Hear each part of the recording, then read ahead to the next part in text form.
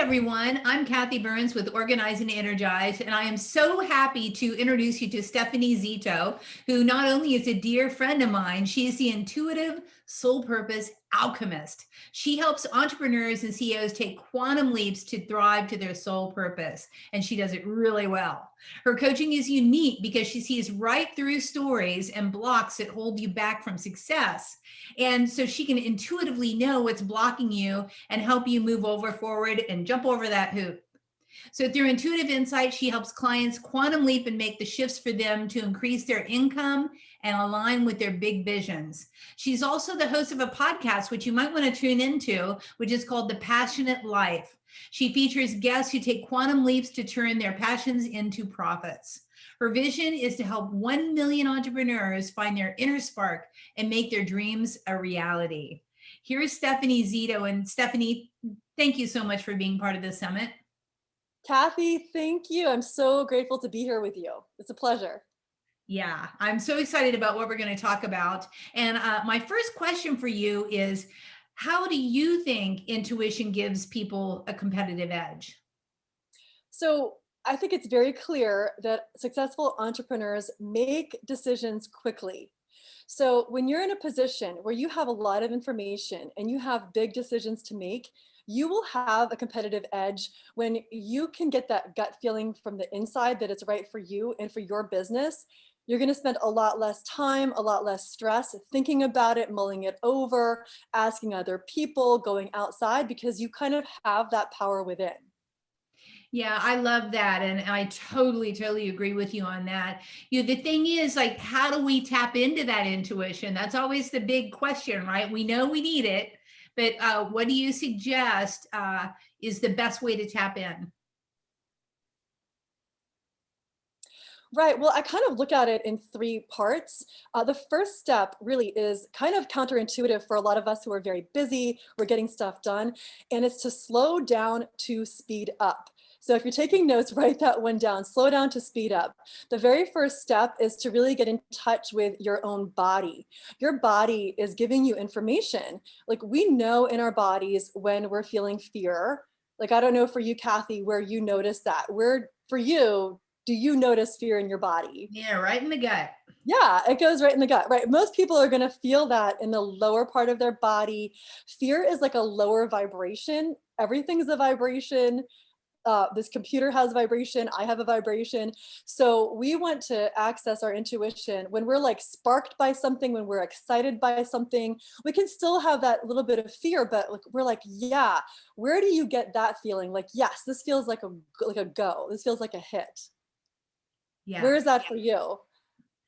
Sometimes it feels like kind of in my throat area or in my heart area, or sometimes even my brain. I'm like, ooh, okay, that's a good one.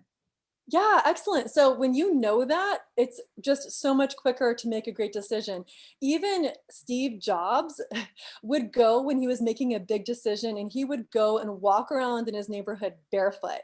And he would do that because he was slowing down to speed up. He was basically grounding. So one thing you can do is you can go outside, you can literally go for a walk, you can go barefoot. If you live by the beach, go out on the sand, go out on some grass, some dirt. It doesn't matter. If it's earth material more than the sidewalk, that's better. So go out and get grounded, because we can spend a lot of time in our brains and try to think things out, especially if you are an analytical type person. If you don't find yourself, you're like, oh, I'm not an intuitive person, then you are probably a person who wants to do this, because it's going to give you that competitive edge.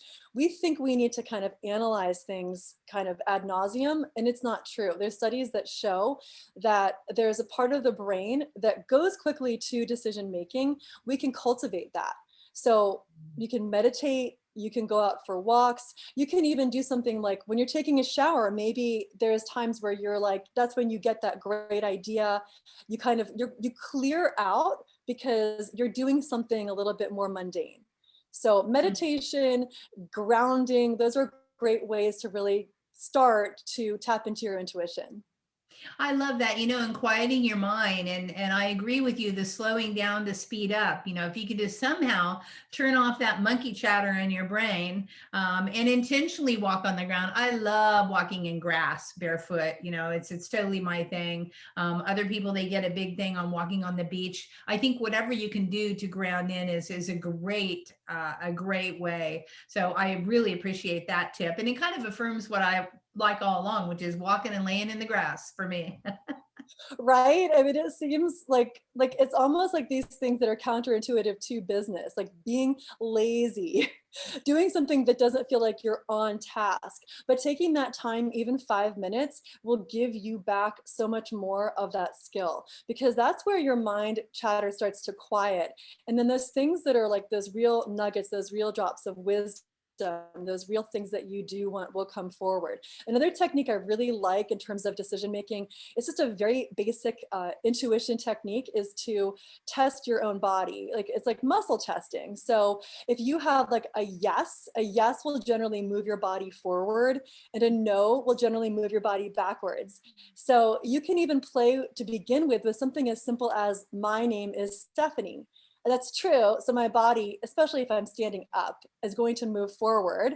And my name is Joe, and my body is going to move backward. So you can start with really simple things like, I like ice cream, I don't like sardines. And then you can get into those kind of bigger decisions. And it works because you will feel that hesitancy on those things that are just not a gut feel, like a partnership, some kind of business investment, whatever that might be. And then even all the decisions you're making in your business on a daily basis, what's a priority right now? And I really like the question, not so much do I want to, because there are things we do sometimes that we actually don't feel like we want to in that moment, but it is the best for us. Like, I don't want to eat a salad, I want to eat a hamburger, but my body needs the salad. So if we say, is it in my best and highest good? Like, it's in my best and highest good to make this investment. Yes, I'm going to move forward. No, I'm going to move backwards. So that is a really great question to kind of filter out some of the dances we can do around what we want, what we need. Some of those things can kind of throw us off. I love it. What's my highest and best purpose, right? Is that what you said? What's my highest? Yeah. So if you were going to write this down, you would write down, is it in my best and highest good? Okay. So Is it using in that my best wording and highest is, good? yeah, is it in my best and highest good to drink water or a soda right now? Okay, well, my body's it needs hydration. It's probably, I mean, some of those seem really obvious, but and sometimes we, Yeah, yeah. yeah. I mean, sometimes you want to hear a different reason. You want to hear a different answer, but I think tapping in is great. Now, I know you talk a lot about vision. What do you feel? Why is having a vision the most important thing for your success? Do you feel? So there are so many ways out there to make money. Like, there is no dearth of ways to make money out there. If you go down a road where your only goal is making money, it can be a very sad, stressful, lonely road. When your vision is the thing that's driving you forward, it's going to feel very different. So when we look at our businesses, there's probably a lot of things that we truly want that go beyond making money. We want freedom, we want time with family, we want time with friends, we want the ability to travel, like whatever those things are that go above and beyond the money making, that's going to be your big vision. And that's going to drive you forward, especially in times where maybe you need to make a big decision. Your intuition needs to kick in. That's going to drive you forward, that goes well beyond any goal that you want to make monthly or weekly. It's going to keep you from burning out. It seems like a common theme of all the interviews I've been doing for the Productive Home Office Summit. We're always talking about what is your why? What's the reason behind what you're doing? And that is vision, of course. So, what's the vision? It's not, oh, I'm going to make $1 million. It's like, well, I want freedom so that I can retire in, or I want freedom so I can travel, or, my big vision is freedom, right? And I think that's a lot of people's big vision. And being aware of that and keeping that in your mind, I totally agree, is a good thing to do, especially when things start getting mundane and you're doing all your busyness, so to speak. I always say getting stuck in your busyness and not really focusing on your business, which for me is the big vision behind why you're doing it. So I love Right. that. Yeah. Do you have any other nuggets to tell us about? Right. Well, on the vision, I love this. I'm just going to look at it for a moment. So Tony, oh, I'm going to say his name wrong. It's the CEO of Zappos, Tony. Oh, okay. He says that chase the vision, not the money. The money will follow you. And I really find this to be true. So of recent, it's very interesting to me as I look at my own self as a case study. And when I started doing something very regularly, I started doing a manifesting playground, because to me, manifesting shouldn't be a challenge. It should not be challenging. The words we use really make a difference in our world. So when I started doing that daily, it's very interesting what started to show up and what started to shift. And I think it's very true when we're looking at these daily tasks and these decisions that we have to make. When we keep that big vision at the forefront, that's going to help us stay on track, so we don't burn out, so we don't give up, so we don't just go to the next blingy thing, like the next shiny object, right? Like we either can decide to stay the course or we can decide to shift. And the next piece that is really helpful with this is really balancing information with instinct. So yeah, once again, like a lot of people here, you may consider yourself more analytical. Like some of us, we just consider ourselves more like, I'm left-handed, I'm intuitive, like I just identify that way. And some people here are going to identify more on that analytical side. So it works either way. We really want to have that balance. Like if I'm out there being intuitive, like I have to sit down and get stuff done, right? So I want to balance my information. So sometimes we can get stuck in analysis paralysis and following some trend. And we just want to see, well, what can I do to move the dial forward? And again, I'm going to bring up Steve Jobs because he's a great one to study. He was very unpopular with his programmers because you look at your iPhone. If you have an iPhone, which I do, it has like one little dial-y button, right? It has one actual real button. And he went from the phones that had all sorts of buttons on it, and he said to the programmers, no, I want one. And they're like, that's impossible, not going to happen. It's like, yes, it is. So he had that vision, right? He had that vision, he had that big picture, and he made it happen. And look at the technology that he's brought to so many people. So there are times where what you are doing, it may not be the most popular route, but if it's in your gut, if it's in that sense of like, I know this is right, even if it seems harder in the moment, there's most likely a reason for that. So your instinct is really going to be innovative. Having that gut instinct is going to give you that innovation. Like those are the people who have brought us above and beyond. We're not following the trend, we're creating new ones. Yeah, absolutely. Absolutely. And I love what you're doing with your business, so you're following your intuition and creating and serving the people that are drawn to you. And I know you've helped hundreds of people through this method. So there's something that I know that you want to give the guests here who are listening. What is it exactly that they're going to be able to download from you? Right. So this is coming from neuro-linguistic programming.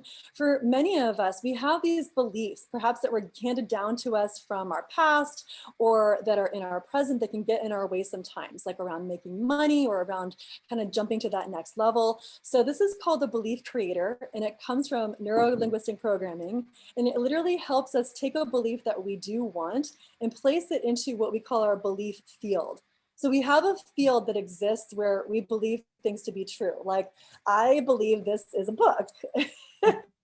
I'm not going to question that. So that seems so simple, right?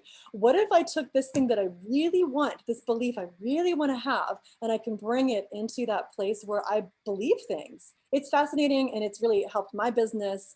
And so I have it for you as a free gift as well. Oh, lovely. Okay, that's really, really good. So I think everybody should download that for sure, and check out Stephanie and see how she can help you. She is definitely a wealth of knowledge, and there's nothing better than having a coach that also is an intuitive, because she can tap into what you might really need, and it might not really be what you think it is that you need, right? Well, what I really love, because I work with some CEOs and entrepreneurs, is that I'll hear something, and clients will tell me, more than one client has told me, that we get done in 1 hour more than they've done in years of therapy. So this is the thing, like when we can look at all these analytical programs, you can buy all the coaching, but what's unique to you is getting through those blocks, and we can get into them when we get into that intuitive piece. Love it. Love it. Well, thank you so much for being part of the Productive Home Office Summit. And we will see you soon. And everybody who's watching, make sure to tune in to tomorrow's recordings because there's much, much more. So we'll see you then. And thank you so much, Steph. Thank you, Kathi. It's been a pleasure. Absolutely. Hey, thanks for listening to this podcast. I hope you enjoyed this episode, and if you want to hear more, feel free to subscribe on the platform of your choice. Also, if you feel so inclined, I would truly appreciate a good rating from you to me. Have a stellar day.